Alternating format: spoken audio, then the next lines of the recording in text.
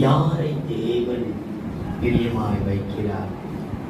தானியேலின் புஸ்தகம் 9ஆம் அதிகாரம் 22, 23. அவன் எனக்கு தானியேல் 9ஆம் அதிகாரம் 22, 23. அவன் எனக்கு தெளிவுண்டாக்கி என்னோட பேசி, தானியேலே உனக்கு அறிவை உணர்த்தும்படி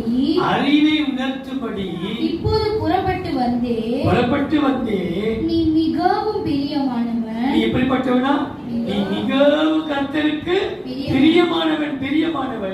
ஆதலால் நீ வேண்டிக் கொள்ள தொடங்கின போதே கட்டளை வெளிப்பட்டது.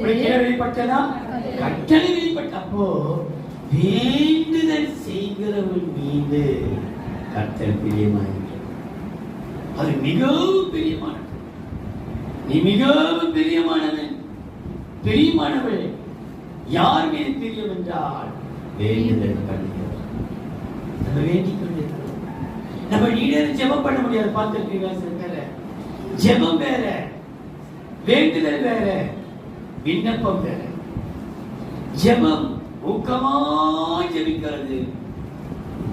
வேண்டுதல், ஆண்டவரே இதை செய்திருக்கப்பா, எனக்கு என்னால் முடியலப்பா. நம்முடைய வேண்டுதலை கர்த்தர் நிறைவேற்றுவாராக. ஒரு வேண்டுதலை கர்த்தர் நிறைவேற்றுவாராக.